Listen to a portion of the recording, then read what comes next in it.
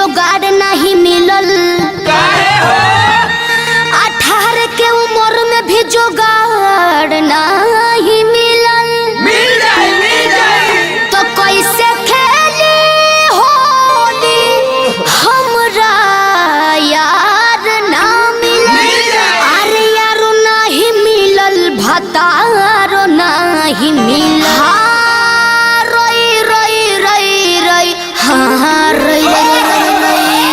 तो हर गरम जिलेबी हुस्न के गजबे पेटी बा। अदा देख दिल भइल फिदा जा नोट तो हर चॉकलेटी बा।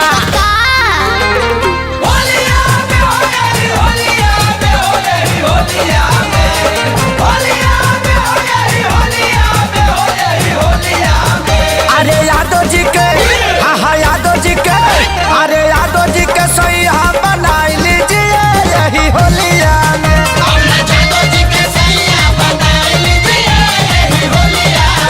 जितना मन पर रंग डालवाई लीजिए अपना चोलिया में। अरे जादू जी ज्यादा नहीं खा बोला।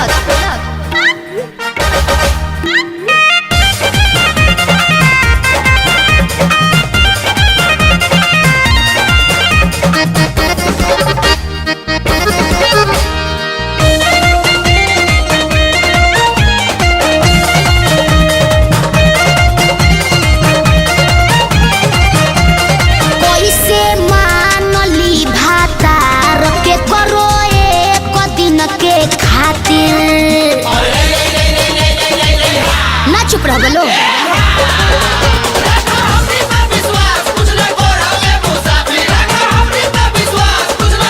अरे सो बुझता नहीं हो नहीं परम विश्वास हम बात में ना केहू के आई बहो। डिमांड रही जान सब हम मिल के हम तो हर पुराई हो। अच्छा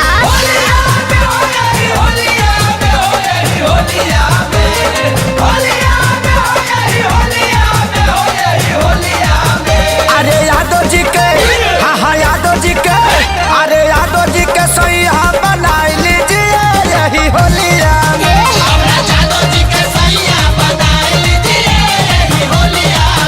जितना मन पर रंग डालवाई लीजिए अपना चोलिया में।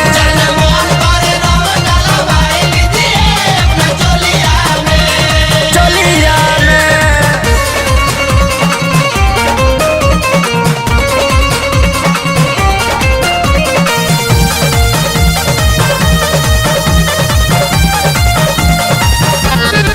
सुन चंदन यदुवंशी पीछा पड़ गहिल हो।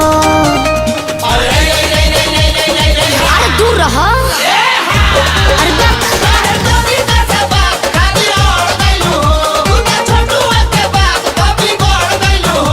तो का चाहता रहो हंस बनिए दादा हम आके खेसारी के बस्ती हो। नाच ठुमका लगा के तू कहला विवेक संग मस्ती हो। अरे दादा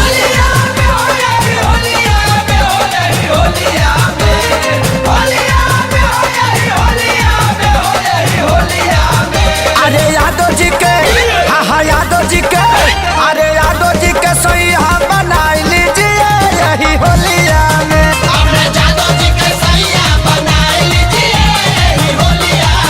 जितना मन पर रंग डालवाई लीजिए अपना चोलिया में।